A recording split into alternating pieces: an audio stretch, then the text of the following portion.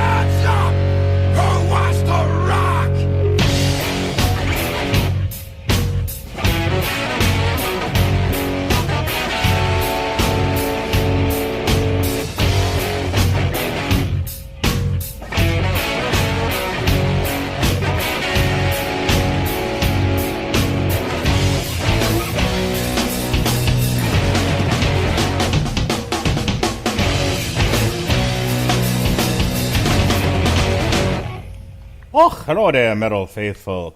This is the mandated reporter, and frankly, I'm mortified, Mr. Mark Radulich, and you are listening to the Metal Hammer of Doom, brought to you by the good people at the Radulich Broadcasting Network. Tonight, we are reviewing from Madrid, Spain, where my in-laws actually just got back from a vacation. Not that anyone gives a shit, but it related in a minimal way, so I figured I'd bring it up. From Madrid, Spain, Lords of Black, progressive metal band that I got into with Everything You're Not from their album 2. They just released a new album, Icons of the New Days, just being May 11th. We're a little late, but that's okay. There's so many good albums that come out at one time that it takes us a little while sometimes to catch up on some of the ones that we want to review. So we're playing catch up tonight because apparently last week there wasn't anything worth reviewing, I guess. I don't know. I'm not looking at the calendar right now. Anyway, tonight, normally the Metal Hammer of Doom is joined by the second chair, Robert Cooper, the Metal Coop.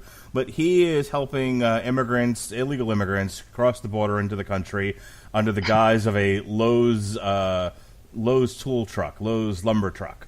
That's the gag there. But he's not here tonight. And now normally I would then be joined by the third chair, who then moves up to second chair, Mr. Jesse Starcher, the disapproving dad. But he is celebrating 20 years of glorious nuptials. Man. And we wish him well. We hope him and his wife have just a wonderful time, and we wish them well. That left nobody for me to do this show with, so I called up a service, and I said I'd like to rent a mule, and they said okay. I'd like to rent a wreck if you've got one lying around to do a show with, so I'm just not babbling for an hour with occasionally playing music. And they said, we have a guy who used to have a podcast. Have you heard of it? It's called the Screaming Boy Podcast. It's gone the way of the dodo, but we think he's available. Should we get him for you? And I said, yeah, book him, Dano. So here he is, the Rent-A-Wreck himself, the host of the Screaming Boy Podcast in his own right. Ladies and gentlemen, I didn't forget his name tonight. It's Ronnie Adams. That's right. You didn't. See, I'll tell you, you said I used to have a podcast. I had a whole joke to go along with you. You want to rent a mule? Have we got the jackass for you? But I take it all back now. I mean, I have a show. Yeah. Just not being done right now. When was your last episode, Ronnie Adams? It was a network exclusive. Oh, I see. Thank you very much. It was here. I've pitched and it you was like done in. I've pitched you like 5 shows since then. Well, let's do them all right now. Oh, okay. Forget Lords of Black. All right, ladies and gentlemen, we're going to talk about Roseanne tonight. No, just kidding. Wait, not that one.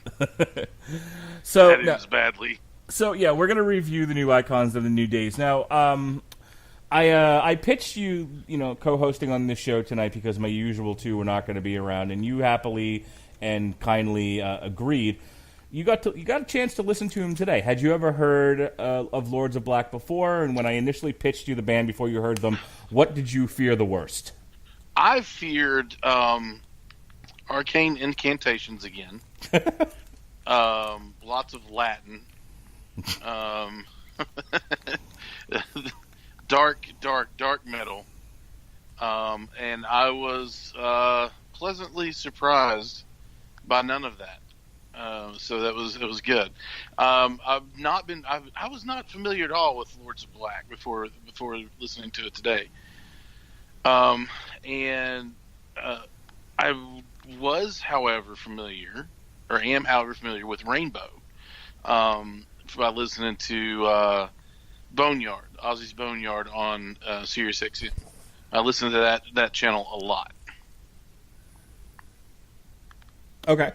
I'm a fan of Sirius XM myself, but occasionally when something gets a little too growly, a little too tinny, a little too Lars Ulrich circa Saint Anger, I'll start flipping around, and Ozzy's Boneyard will usually be playing Def Leppard or Clutch or Guns N' Roses or something, and I'm like, all right, this'll do, that'll do, pig, that'll do.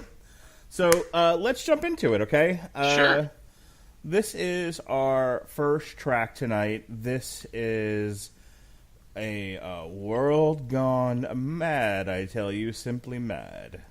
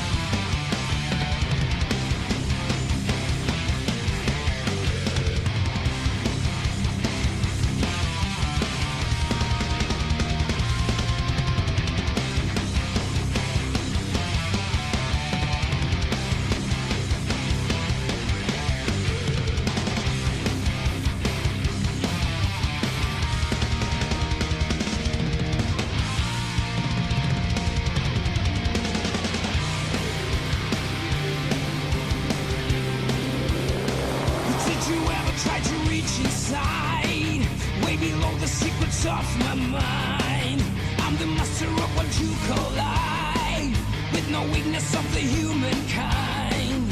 Every time the evil never dies, endless power is my only pride, and I just deny morality, reaching out for immortality. When it comes to see the wicked side, it's the danger of a crashing fight. It's the right that goes the other side.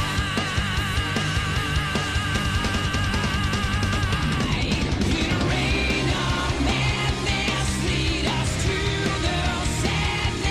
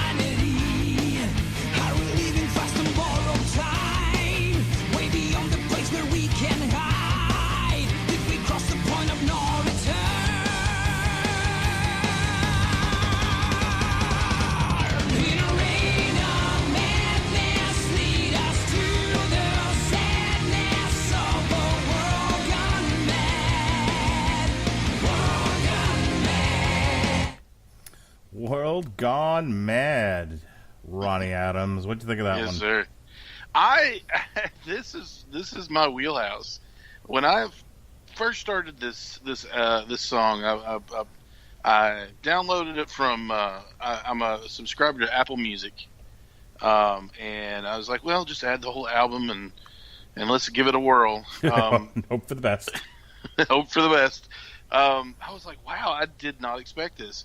I am an '80s kid, you know, and I love, you know, the power metal, the classic rock, things like that, and that's what this put me in mind of. In fact, you know, when I was listening to this, I was like, man, this is pretty epic. And then in the 6 minutes and 48 seconds of this song, I wrote like 12 D&D adventures, like animated, produced, and directed 2 full-length anime features, and became an 80s road cop. So this was very Iron Maiden-y, right? Yes, yeah, I was actually thinking that. I caught some hints of like, you might call me crazy, but a little bit of Rush. I can definitely hear that. Yeah, sure. Yeah, and not like full on. You know, you could tell when somebody's influenced like heavily by Rush.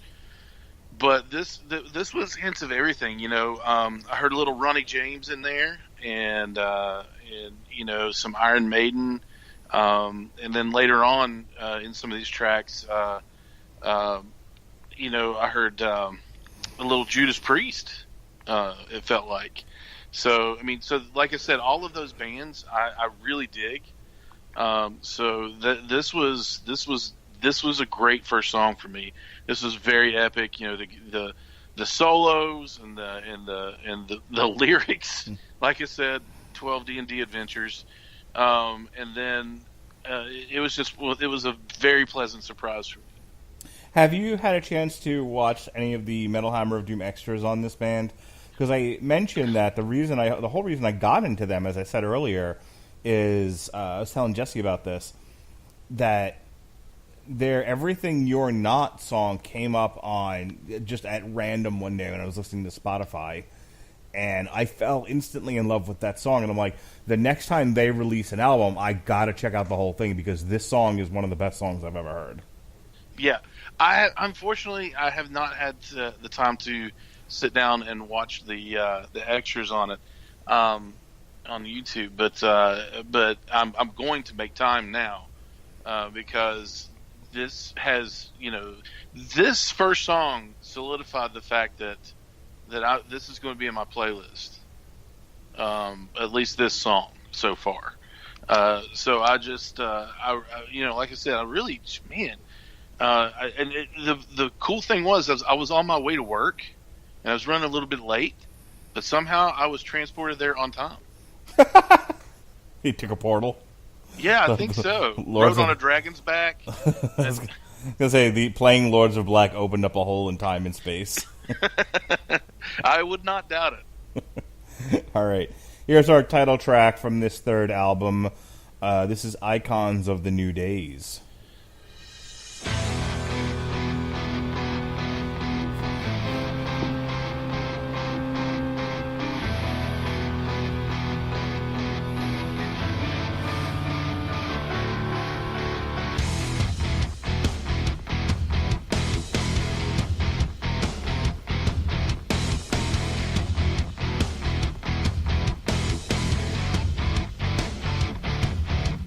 Crawling out from my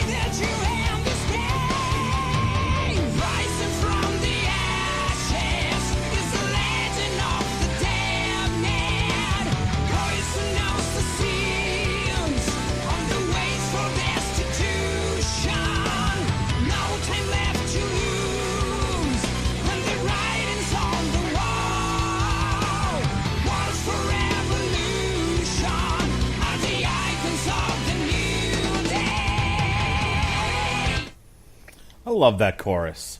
I let it play, just I needed to hear it one more time. Yeah. I'm so glad you did, because that is my favorite part of that whole song. Yeah. That is, I mean, some songs I feel like are just built around the chorus. And that's definitely one of them, where it's just build up, boom, chorus. And can I just change topics for 1 second? Absolutely. Have you seen the full cast picture for Titans? For Titans? Ugh. I mean, so that's a yes.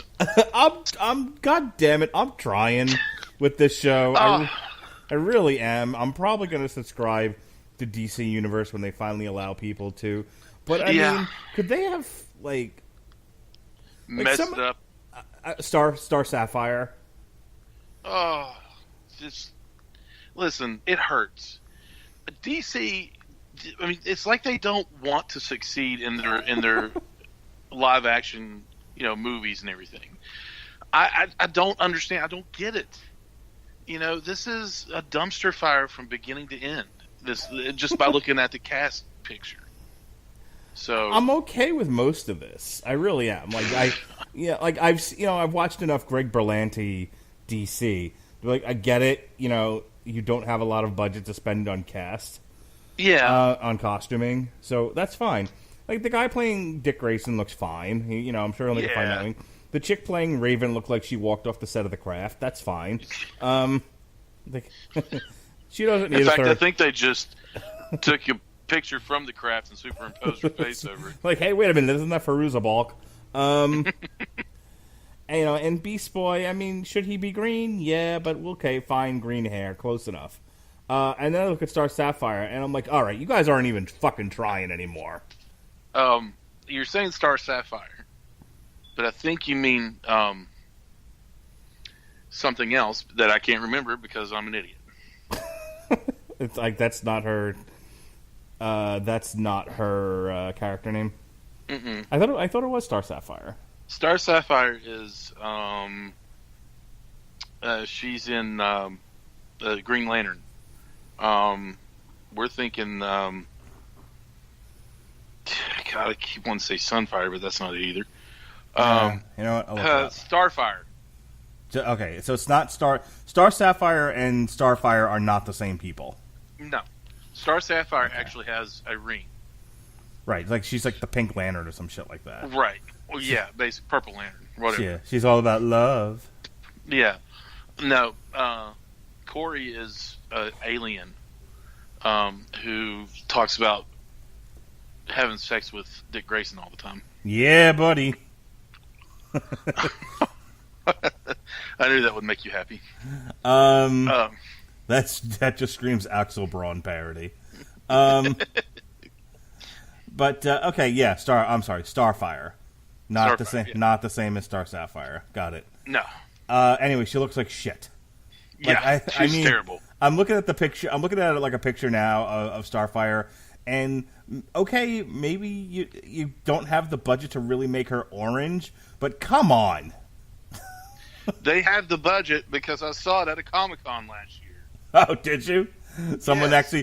actually was orange in the whole 9 yards. Yeah, and she looked fantastic. I'm actually looking at 2018 new style Starfire Teen Titans. Yeah, somebody doing cosplay. I've seen a couple of them here, and yep, they're orange, or they're at least deeply tanned. Yeah. If you go on the Screaming Boy Instagram, I was gonna say on the what now? on the Instagram, if you go on there, you will see the young lady in question, her cosplay as Starfire, and it was incredible. It was really good. So I'm gonna send you. No, I'm not gonna send you the picture, but somebody on YouTube apparently did a first look, and there's like a first look of Starfire, and then put it up against a picture of what she looks like in the comics, and put WTF over it. That's incredible. So yeah. Make me happy, Mark. Make me happy. Make you happy? Yeah. All right, let's play another song. Well, I was gonna say this song, real quick. Yeah. I had it made me want to train in some obscure martial art. This had training montage all over it. Oh yeah. I mean, great song. You just out in the you just out in the woods in Russia chopping wood, trees. Yeah, chopping wood, picking up carts, running through the snow. Yes. Training. I remember in the 80s and early 90s, it was always some obscure martial art that nobody really knew, like capoeira, or they would try to make a movie out of it, and it was on HBO for like 5 minutes.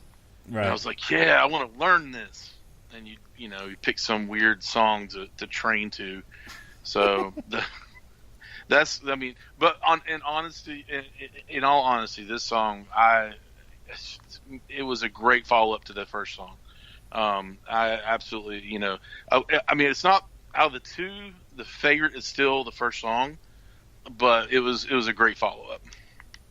Yes, it is. All right, let's go ahead and move on to our third place. This is called "Not in a Place Like This," and it's not about what you think it is.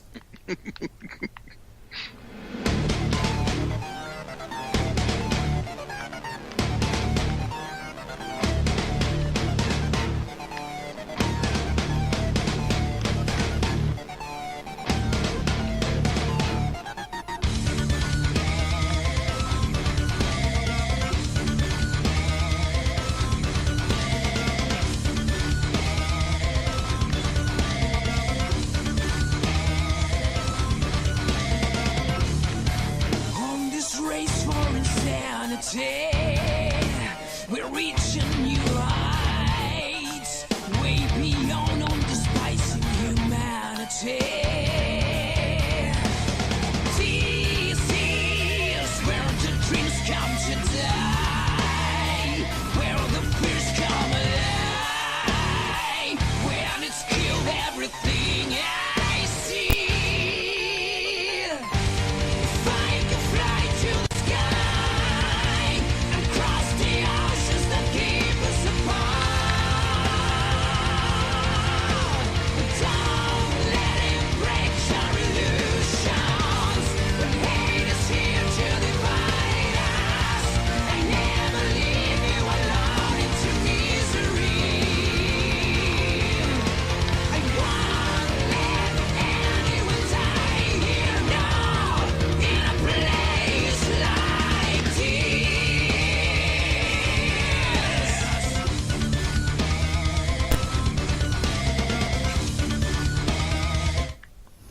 That was a little weird one for me. You could definitely feel the power metal in it, but it had just a smidgen, just a sprinkling of industrial in there. Yeah, almost too much for me. Really? Yeah, I think of the song and the word "slow burn" come to mind. It felt like a slow burn to get to anything that I was expecting out of it. Mm-hmm. So I shouldn't. I should go into this with no expectations of because never hearing the band before. But after two songs that I absolutely loved, this one was not good for me. No, huh? Yeah, this was a no for me. It was almost too new metal. Something like a Seven Dust cover band would do. It's just. Well, I'm busted. Yeah. What? Okay, so let me explain what just happened here. Okay. Sony moved a bunch of movies. Okay. Uh-oh. Oh no. So I just got the alert that Sony moved a bunch of things. Oh, I see now. And so Sony moves Tarantino's Manson pick, Date Zombieland 2, and Little Women. So I'm looking at the new list of movies, and I'm like, oh, I got to move things around now. And Jesse gets all the alerts every time So he just got a bunch of alerts for like the Joker stuff that I had to move around, and now he's getting a bunch more. Because I had to schedule Zombieland 2 and move around the stuff I had planned for Quentin Tarantino's new movie, and so there you go. I swear I'm listening, though. I swears it. He said, "Lift invisible heavy objects and sing like Ronnie James Dio." Apparently, in the Vin Diesel action vehicle Bloodshot has been set for February 1st, 2020. I don't think that's the comic book, though, is it? Yeah. I don't know. I'll have to look into that. But seeing as it's 2020, I'm not going to worry about it right this second. A good call. Though this pisses me off. I want you to hear this. Zombieland 2, which reunites Emma Stone, Woody Harrelson, Jesse Eisenberg, and Abigail Breslin from the 2009 original, will open on October 11th next year against a packed field of MGM's The Animated, The Addams Family, Warner Brothers, The Goldfinch, and Disney's The Jungle Cruise starring The Rock.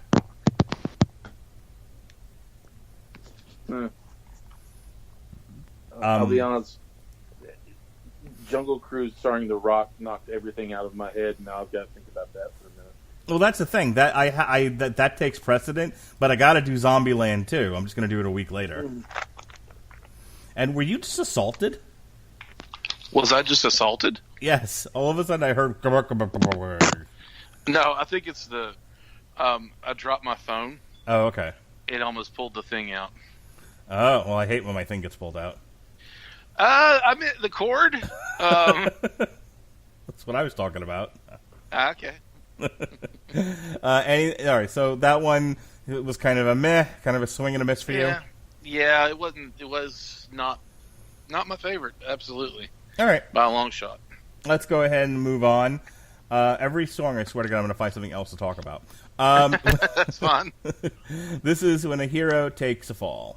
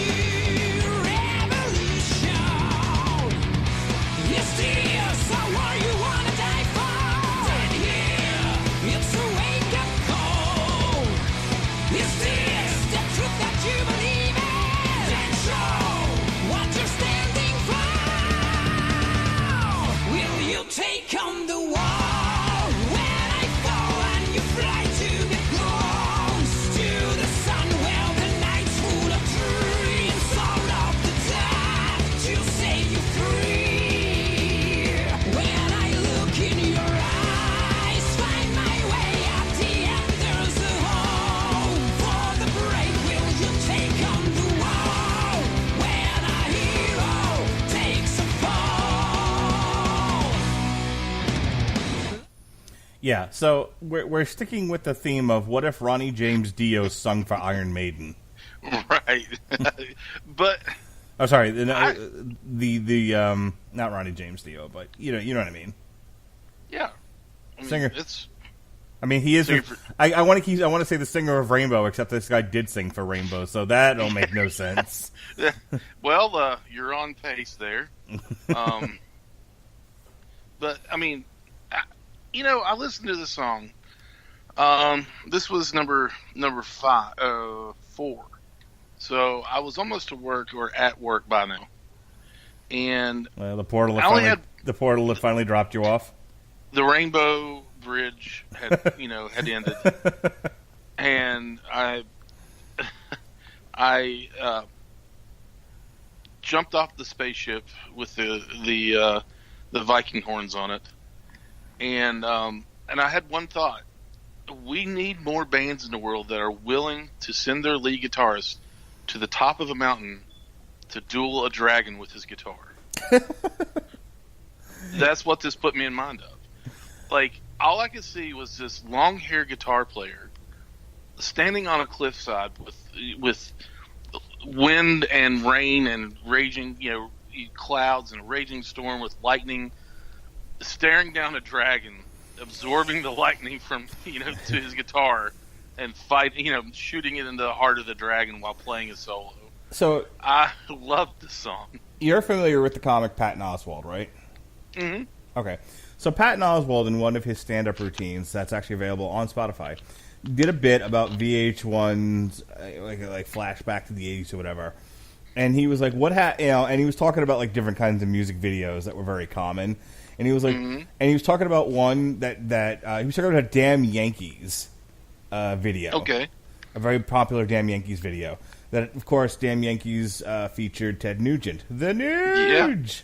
Yeah. The Nuge. And he was talking about how, like, Ted Nugent was deflecting bullets with the power of rock. Yes. Okay. I'm familiar with this bit now. And he's like, where were the Beavis and Butthead, copycats when this was going on? He was right. like, but more to the point, he was like, why? Like, this needs to come back. And Jesse and I, we've been doing these Metal Hammer of Doom extras now for a while. One of the things that Jesse and I talked about was how a lot of videos, it's just a background and the band playing. Yeah. And there's not really much, and there's a lot of quick cuts and whatever else, but it's really, there's no story to it. They really didn't do anything with the money they got to make a video. Essentially, like, I could have shot the same video in my house. Right. I literally could have like a band, like I could get people with like fake instruments and just cut the music in and do some fancy editing and voila, music video. Cardboard guitars. Yeah, I could so I have my daughter doing one of those Labo cardboard guitar deals that you do with the fucking Nintendo Switch. I'll have Jonas hold one of my old Rock Band guitars. My wife can be banging on pots and pans. I want to see this now. And I'll be Phil Ansama wandering in a short circle, yelling about Mom's meatloaf from the basement. Oh, that's perfect. That's perfect. Anywho, but the videos just lack story. They lack real creativity, and so we need to take this idea of yours and send it to Lords of Black and be like, can we make a video for When a Hero Takes a Fall of you guys battling Smaug with the power of metal? Yes, I'm on board. I'm always on board on your ideas as far as filming things, of movies and scripts and things like that. But this one, I would be honestly angry if I wasn't a part of. It needs to start with the singer. It's somebody telling the singer, "You have no right to go in there." He's like, "I have the only right." The only right. and then, the hero takes a fall, and Snow just falls over backwards. Him drawing a guitar from a rock. That'd be perfect. All right. Speaking of the Lord of the Rings, this is forever. This is Forevermore.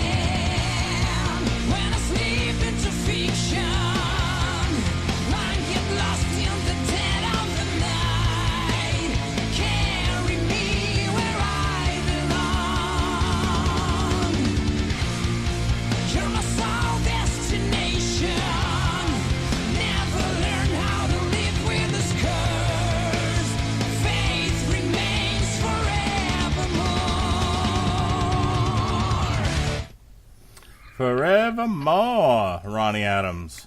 Yes. What do you think of this song? You know, we use the term samey on this podcast to where, you know, it starts to be the songs are not particularly distinctive. And it's like they're not bad by any stretch. And I think taken individually, they're well crafted. They have a lot of energy to them. Yeah. But as Samey. a group, getting a little samey. Yeah. Starting to need some differentiation. I'm gonna need the guy to do some reggae. Here in the middle. Yeah, I don't know. This is not Skindred, sir. Oh. It was just another one of those songs where, like, it was kind of samey. I still enjoyed it. Don't get me wrong. Yeah. But there wasn't anything dynamic about it. No. And oddly enough, this was my Rocky song.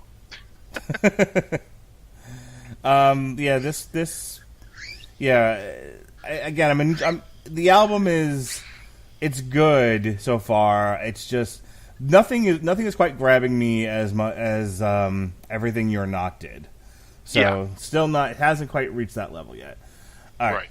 Let's move on to our next track here. This is Fallen.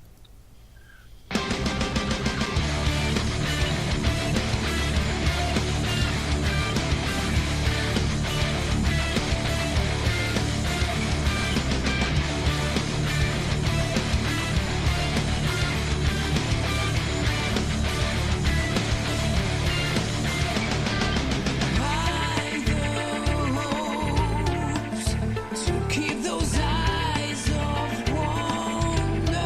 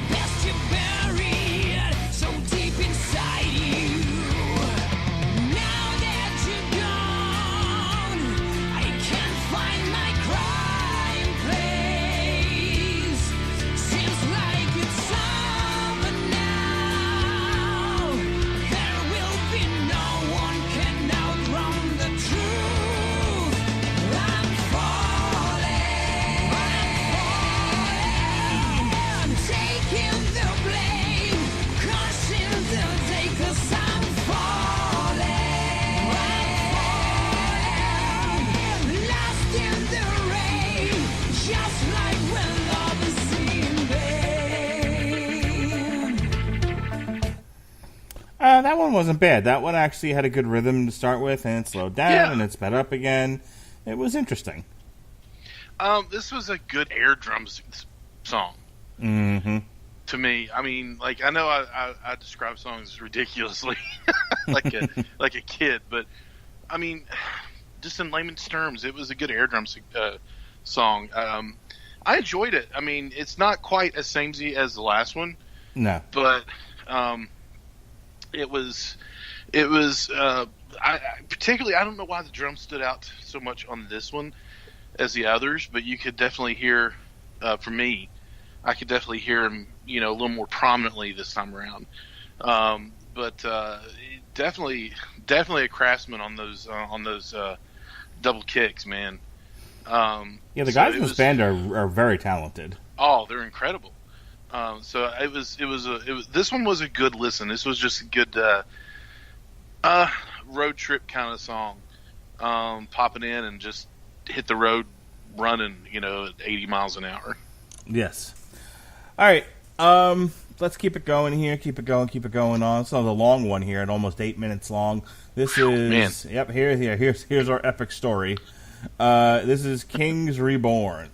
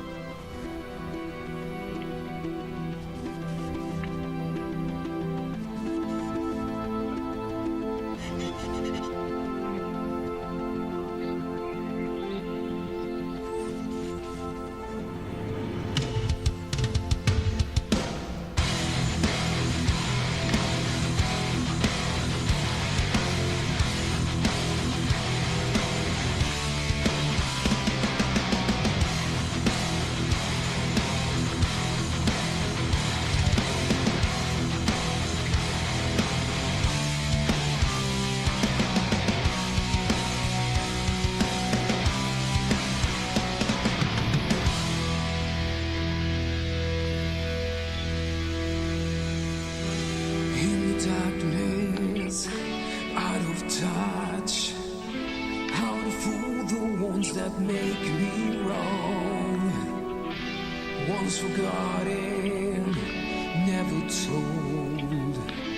All the reasons to my dying soul.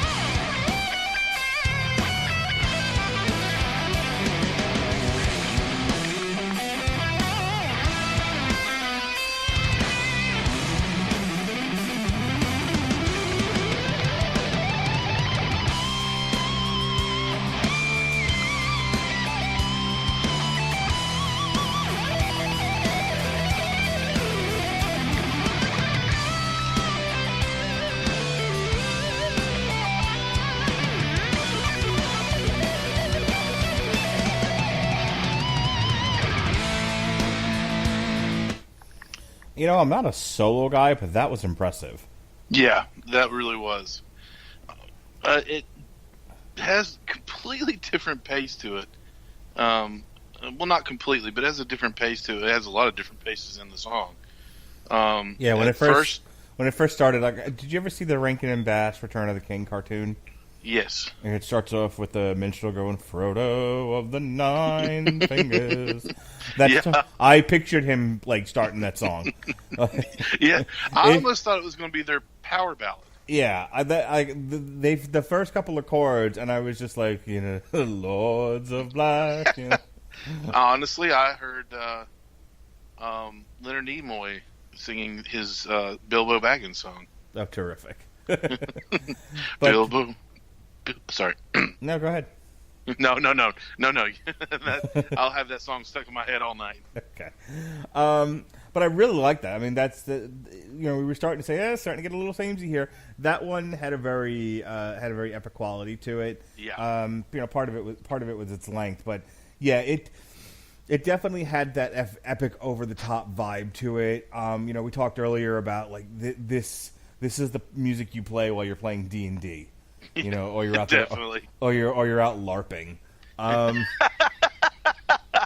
Just whacking each other with foam swords. Oh yeah, throwing stuffed animals at each other. It's my pet tiger. True story, by the way. No. I've seen it. One of my friends was in a LARP, and he was like, "Yeah, I got to go to the store and get myself a stuffed tiger." I'm like, "Why?" And he was like, "Oh, because in the game it's my pet." I'm like, "Okay." Well, look, I'm not going to say that I'm not going to say I haven't done dorky things in my time, but I never LARPed. I've never LARPed either, unless you count airsoft, which we shoot each other with BBs and pretend we're like in the army. But I would not call that LARPing. That's more of a... That's like playing a campaign in paintball and calling it LARPing. Right. Thank you. Whew. But would you expect me to say, like, shot yourself with airsoft pebbles? Gay. Yeah. No, I get it. No, I'm with you. But no, this one was definitely one of those songs with, like I said, it changed the pace, which was nice. It not samey. Yeah, that's the only way I can. Now that you've said that, I'm going to overuse it, but it's not. It was definitely a good change to the album. So I enjoyed it quite a bit. We were starting to zip through this, so I figured, hey, let me see what other people thought of this, and I pulled up a review from Sonic Perspectives. I'll read you a little bit of it, see what you think of what these guys are saying. Okay. This won't be like our Rotten Tomatoes reviews. Music reviewers tend not to piss me off. Typically in music journalism, it is arguably bad for an interviewer or writer to admit ignorance of a topic. However, it is worth mentioning that this reviewer had not heard Lords of Black until the new 2018 album Icons of the New Days. The significance is that rather than coming at this album from any kind of established enthusiast of the artist, the album was heard fresh with no preconceived notions. Here's the thing. It rocks. Sonic Perspectives enjoys a variety of savvy readers and social media followers, enjoying everything from classic 70s prog to modern Swedish jet metal. Noteworthy about Lords of... You've never heard of gent? No, I'm not big into the different names, prog and all this, and I just like, rock, metal, country, rap. If it makes, I just like if it makes your Ronnie's booty move, it's he's into good. it. Yeah, I'm not like I like it being named simple things like colors. It's not mauve or anything. It's blue. It's it's girly blue or it's blue. I'm simple like that. But that's just me. I'll tell you what gent is. Gent is a subgenre of progressive metal named for an onomatopoeia for the distinctive high-gain, distorted, palm-muted, low-pitched guitar sound first employed by Meshuggah. Ah, gotcha. Do you? No, really, yeah. I've listened to them. Okay. I get that reference. Oh, good. Moving on. Noteworthy about Lords of Black is that they have something to offer for a variety of listeners. While every song is thankfully unique, the overall sound of the band is a swirling atmosphere of wild era Ozzy, Primal Fear, and Firewind, and no small amount of the 1990s Malmsteen in good old Yingwi.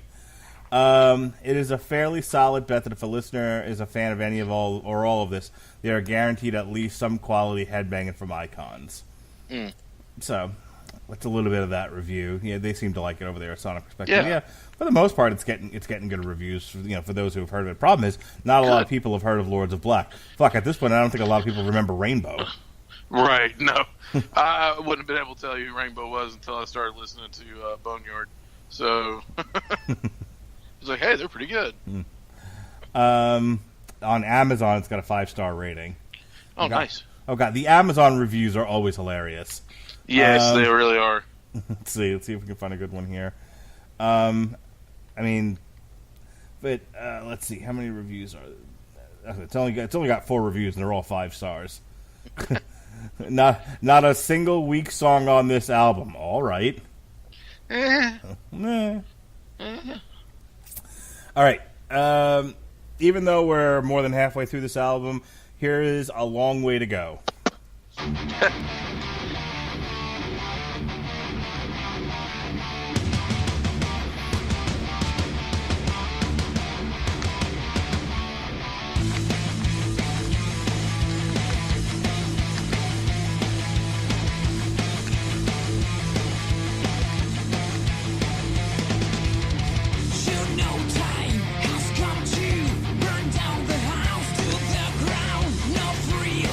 Can stop it, the rush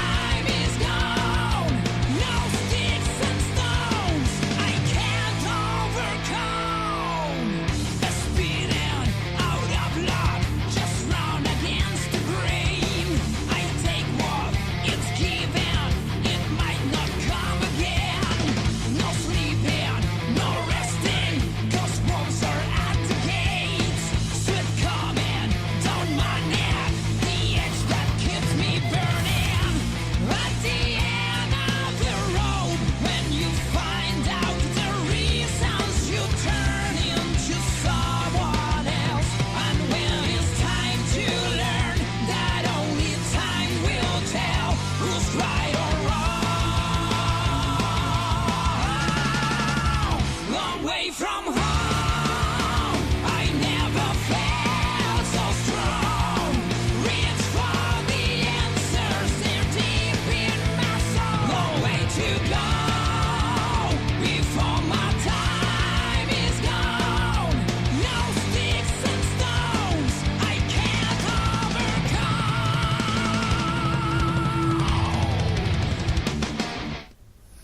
All right, we're finally getting somewhere here. That song had some balls to it. I like that one. Yeah, it did. That might be my favorite so far, to be perfectly honest with you. I mean, I liked it.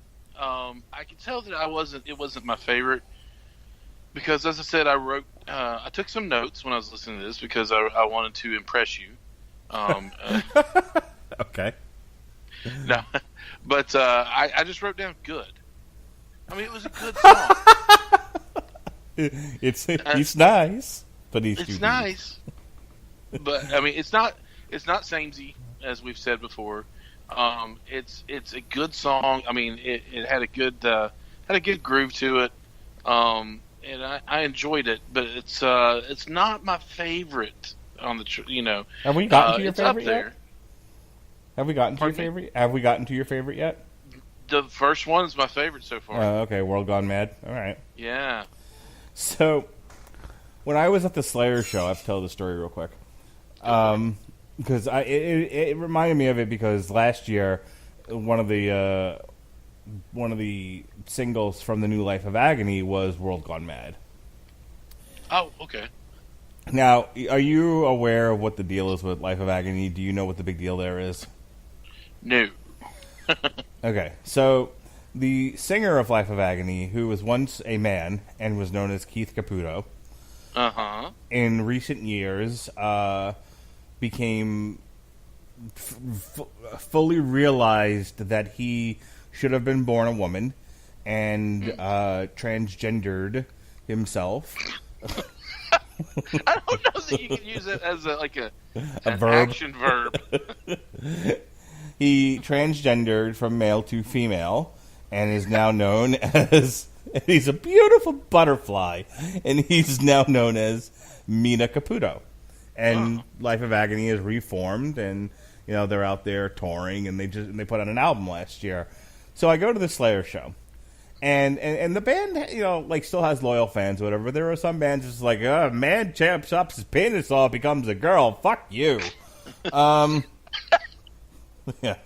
Well, I mean, they're not into it. Life of Agony definitely lost some fans because of this person's personal choice. And, I was supportive of the band. I was supportive of Mina's choice. I went out of my way to get the T-shirt for the new album and purposely wore it to Slayer. Thinking, and I thought, this might be provocative. Maybe nobody cares. Maybe no one remembers who the fuck Life of Agony is. Who knows?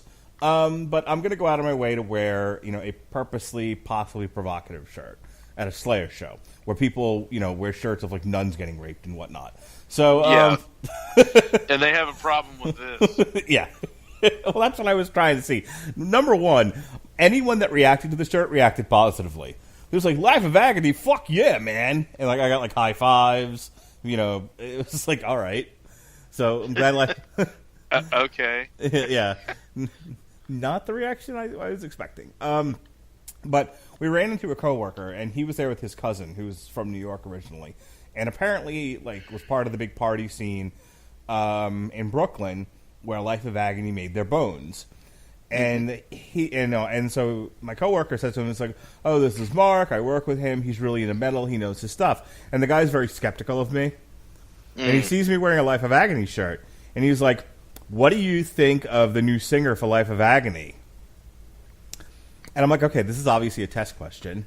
And, right. And I'm thinking he's just, he's just some mook from New York who's not in, who's prejudiced against Mina Caputo, and he's saying, oh, it's a new singer because he done chopped off his wee-wee.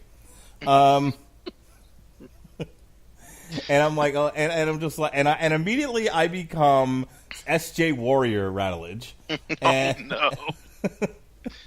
And I'm just like, it's not a news. I sounded like such a douche, dude. It's like I got right on my pedestal, right on my soapbox, hands on hips, the whole 9 yards. He's not a news singer.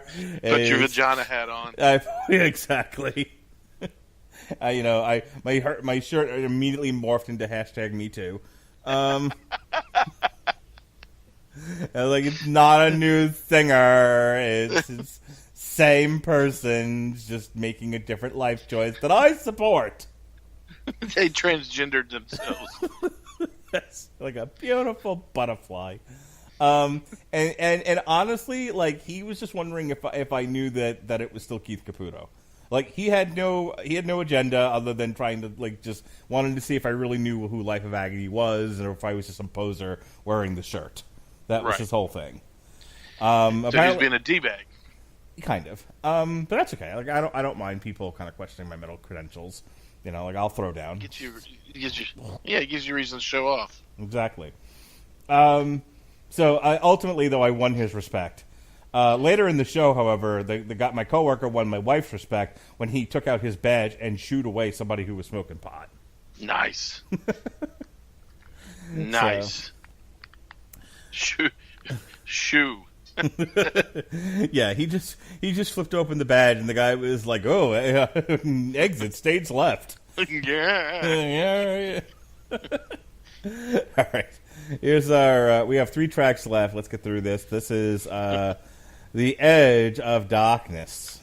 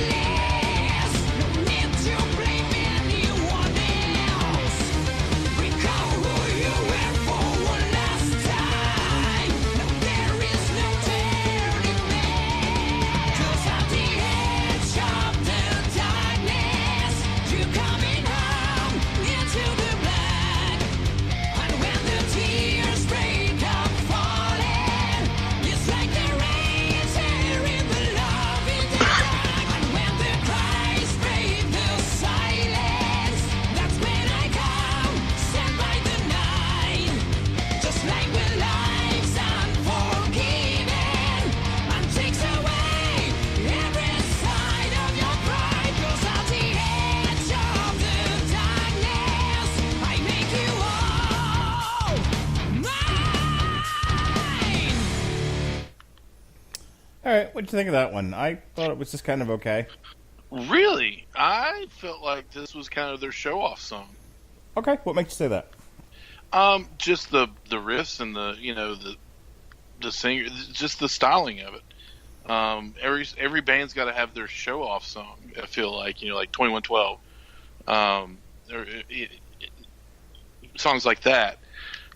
So that's kind of what I got from that. Of course, I did listen to this early in the morning, and I could be wrong, but I just, it was one of the songs that I, kind of really got into. Well, I was reading that review from Sonic Perspectives earlier, and this next song is the one they like the best. This is Wait, No Prayers for the Dying.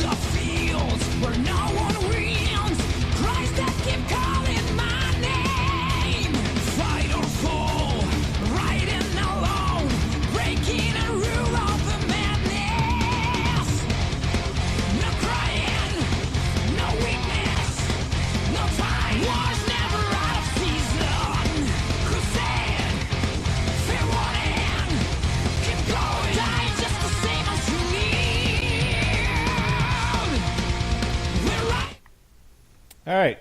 Wait, no prayers for the dying. What'd you think of that one? I liked it. I felt like, although it was their stereotypical angry song, I enjoyed it. The little bit that we heard in the beginning there, it was really moving for me. Yeah, I enjoyed it. Yeah. It got me grooving. All right. We have one more song left. It's a doozy. It's 12 minutes long, just about. Wow. Yeah. Don't know if we're gonna even play half of that, but we'll play some of it for sure. It's our final track of the night, and we're gonna close out of here. This is All I Have Left.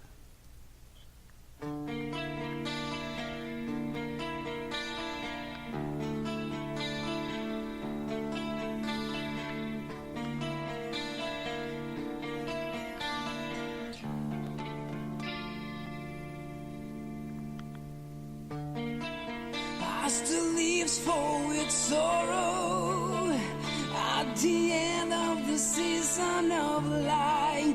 Is the winter that's calling once again? When you know where the winds come from and the cold is proclaiming its rain, and the shadows begin to hide the fears. Sometimes I wish I could forget. Sometimes I dream I silence the past. When the pain comes to stay and the guilt weighs so heavy on me, the only place where I can reach you.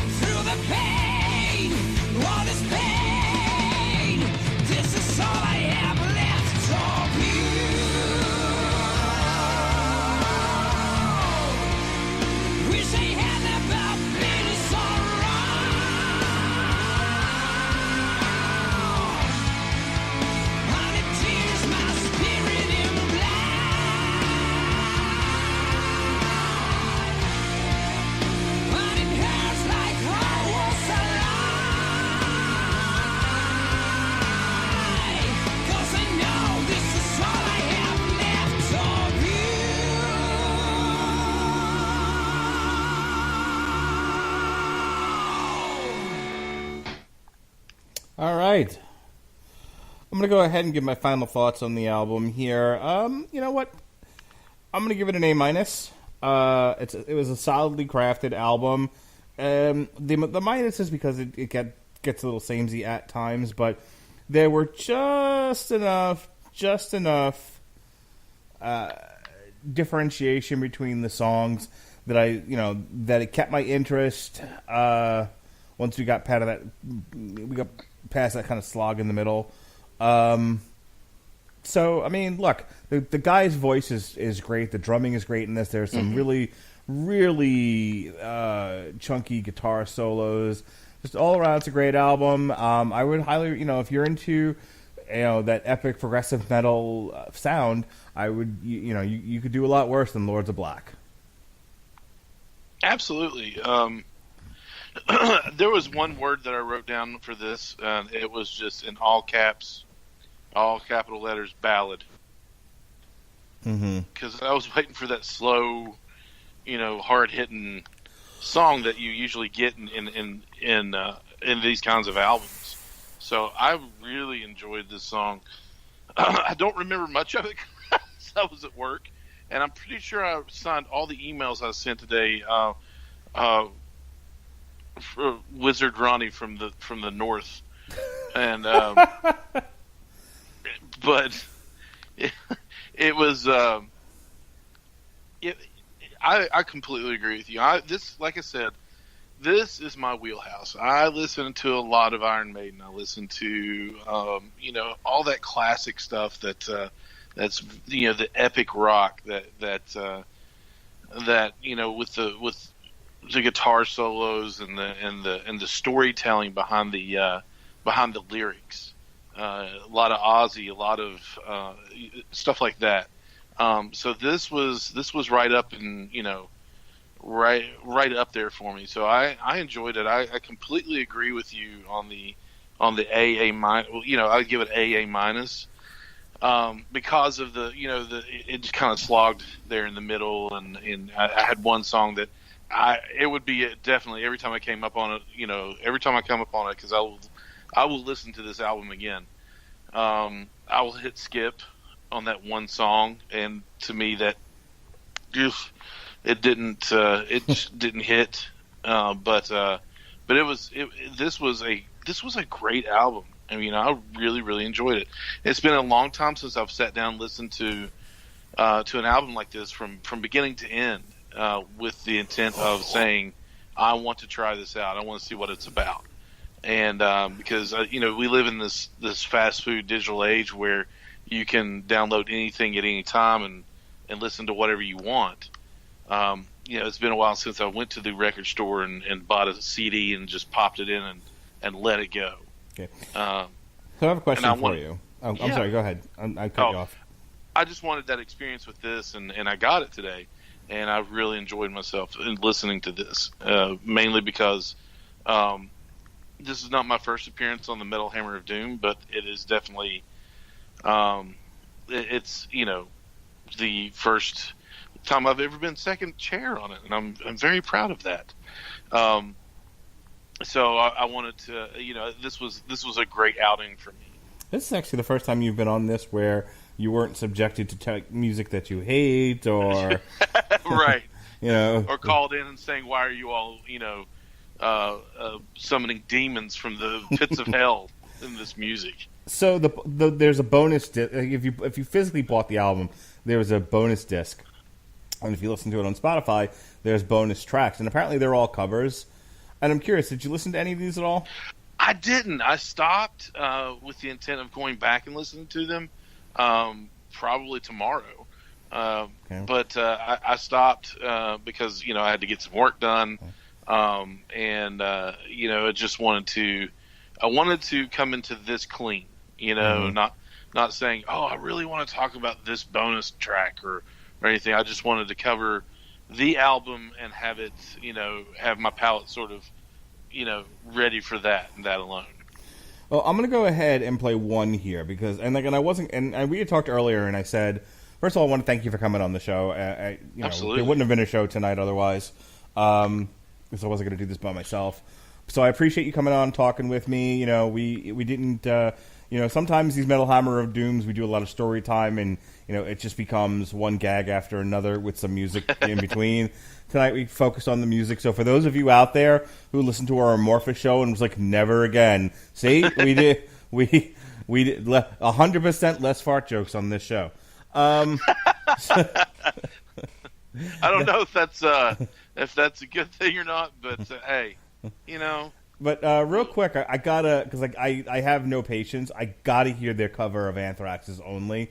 If you want to listen along at home, be my guest. Well, I'm gonna go ahead and play it now for our listeners. This is one of the bonus tracks from Icons of the New Days. This is their cover of the John Bush era Anthrax song from The Sound of White Noise. This is "Only."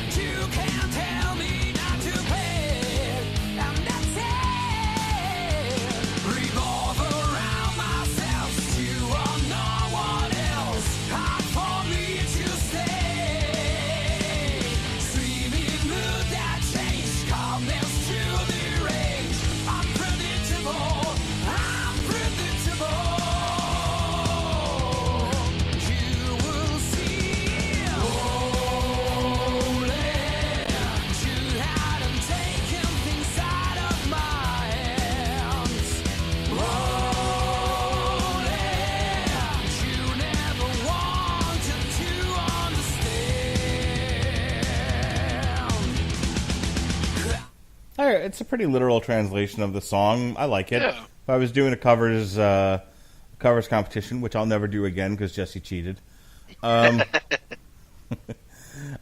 might have thrown that one in the mix. It's pretty solid. All right, let's get to plugs.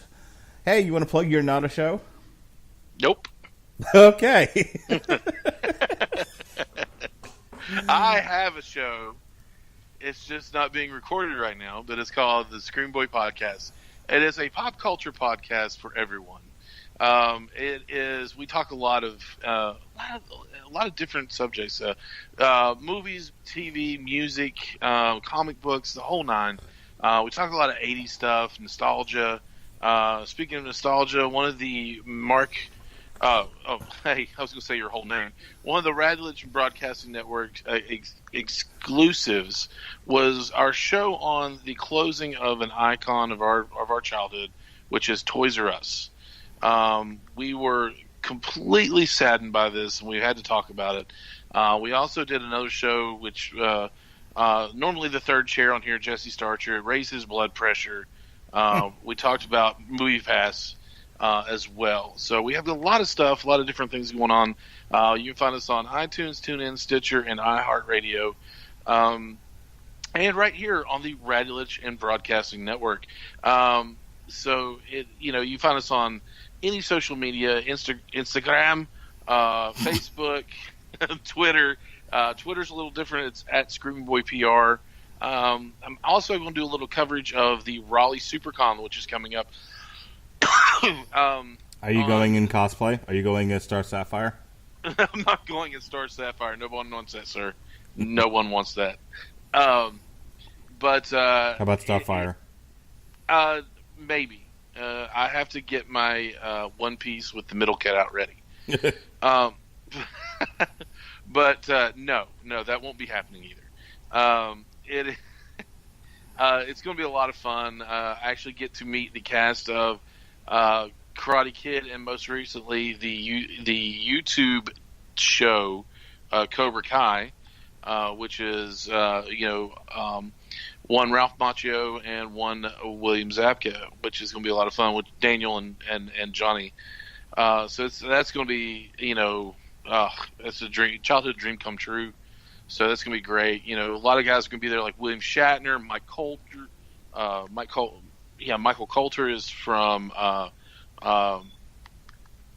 Luke Cage. He plays Luke Cage on Luke Cage. So Dave Bautista, a lot of the cast of the Guardians of the Galaxy, minus Zoe Saldana and Chris Pratt. I didn't want to interrupt you, but as soon as you said that, I was going to. And Dave Bautista playing Dave Bautista. Dave Bautista playing Dave Bautista, as he is known to do. So there's going to be a lot of star power there, a lot of good times, man. I'll be spending the night in Raleigh. We got a hotel room, so we can just go, whenever, because there's going to be a lot of SuperCon at night. Deals going on, so it's going to be a lot of fun. Check out our Instagram for a lot of pictures on that. Also for a lot of pictures on different cons I've gone to in the past year. So it's been a wild ride since I've been able to actually attend these events. So it's been a lot of fun. With that, I think that's it. We just did a source material. And that's going to be coming up here next week, so I'll let you talk about that, but that was a lot of fun. All right, yes, we did record a source material this past week on the Radulich and Broadcasting Network. We took a trip back to the Incredible Hulks, the Greg Pak era of the book, and we looked at two stories, Planet Savage and The Spy Who Smashed Me. Yesterday, yes, July 17th, Robert Winfrey and I did our obligatory review of a summer blockbuster, or as I like to call it, the Dwayne Johnson Chinese stunt show. Of course, that was Skyscraper, and you're not wrong. You're not wrong at all with that title. And I'll tell you, if you've ever heard Robert Winfrey and I do just an absolutely emotionless, You dialed that one in. Yeah, this one, like, if you were like, oh, Ant-Man and the Wasp was too much for you, you don't like it when we yell at one another, like, why can't you guys just review the movie all passionless and, like, you just don't even want to be on a podcast? Boy, was like your soul has died. Boy, was this the show for you. I believe we both went into it going, let's just get this shit over with. Oh my god, it's so true. Next week on source material, I don't know what Jesse's actually going to call it. I currently have it up on the schedule as Fuck Tom King. We looked at Tom King's run on Batman, specifically the anniversary issue number 50, which is, of course, his Not a Wedding to Catwoman. Sorry if I spoiled that for you. But if you want to hear... Everybody knew. But if you want to hear me rant like a fat faggot fanboy about, about the fact that they swerved you, bro, on Batman's wedding, this is the podcast for you. And if you want to hear Ronnie Adams get really angry at me for referring to the Nick Spencer Spider-Man as a Spider-Man XD knockoff, then this is also the show for you. I did get a little heated. If you want to hear Ronnie Adams just fucking get fed up with me. It's not Disney XD. It's good. If you want to hear Jesse Starcher wash his hands of me and everything to do with it, this is the show for you. Yeah, so what started out is, hey, let's we don't have a whole lot to talk about with the show I'm going to plug next. Let's look at some other one of which I pitched. I pitched The Wedding, and then Jesse pitched the Nick Spencer Spider-Man, and I proceeded to shit everywhere. I was like a pissed off monkey. I threw poo in every direction, slinging it everywhere, man. So check out our next episode of Source Material, where I am a little hard on the comic books. Tuesday, July 24th, Robert Winfrey is being roped into covering Voltron Seasons 5 and 6. Maybe Robert Cooper will be there. Maybe not. Maybe he will still be helping Mexicans cross into the country. We'll never know. There'll be no Medal of Hammer of Doom, though, next week. I'll be at Dave Matthews being a good husband. You are a good husband. And finally... I can't say anything. I enjoyed them in high school. Oh, But that was high school. Oh, you fucking whitey. Ugh.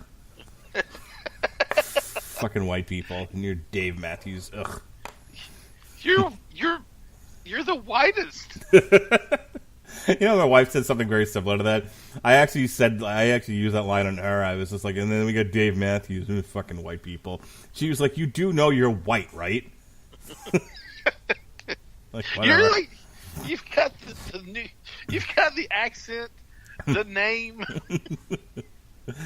Yeah, I kind of take on that. I remember when I was in XPW, and we had just brought down one of the guys from Combat Zone Wrestling, and I can't remember what his wrestling name was, but Rob Zakaria, whatever, Rob Black, had pitched in this idea of being a neo-Nazi, and he was really uncomfortable with it. So he does this promo where he's just like, I hate blacks, I hate Jews, I even hate white people, and he's this large fucking Aryan-looking dude. And I knew that it was a chicken shit line, that he just didn't want anyone to harass him. It wasn't worth it. Right. So he's just like, I even hate white people. Sure you do, pal.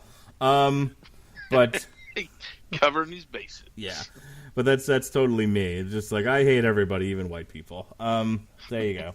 Speaking of I hate white people, we also covered Lobo, Highway to Hell, which was written by he is right. It was written by Anthrax band member Scott Ian, and penciled and art drawn by my son Jonas with crayons. How old is Jonas? He's 4. Right.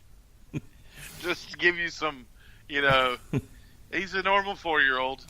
Yeah, He's no. not a prodigy in art. No. He colors outside the lines. Nothing looks right. And of course, I'm referring to, was it Scott Keith? Sure. Okay. I can't remember his name. I just know that I don't like him. Yeah, his art's terrible. But that was another thing that I pissed off Jesse about. Anyway, and then we are getting to the end of the Damn You Hollywood summer season. We'll be reviewing Mission Impossible Fallout, and then D. Snyder's For the Love of Metal, and then finally we'll be closing out the month with our TV Party Tonight review of Glow, and that'll be myself and the partner of mine on Trial. There was no On Trial for the month of July, folks. Instead, you're getting a TV party for myself and Sean as we look at Glow, the Gorgeous Ladies of Wrestling, Season 2. All right. That's all for me, thanks. I'm driving, and by that I mean I got to go to work tomorrow, and then I got to get on a plane and go to fucking New York. Ugh. Yeah. Yeah, exactly. Fatui. So with that said, once again, thank you to Ronnie Adams of the podcast. There it is. There it is. I had to get one in. Oh, absolutely. All right, everyone. Enjoy your weekend, or whenever it is you're listening to this, whatever it is you're doing, make sure you enjoy it. Rock out with your cock out, ladies and gentlemen. That's what I'm trying to tell you. That's the message here on the Metal Hammer of Doom. Be well. Or avoid jail and don't. All right. Be well, be safe, and behave.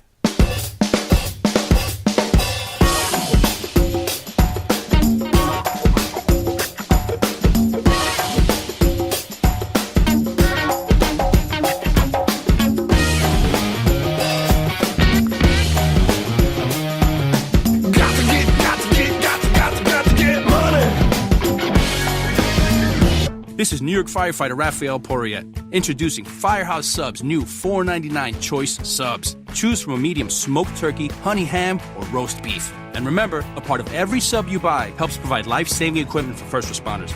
medium $4.99 choice subs. Firehouse Subs. Enjoy more subs, save more lives.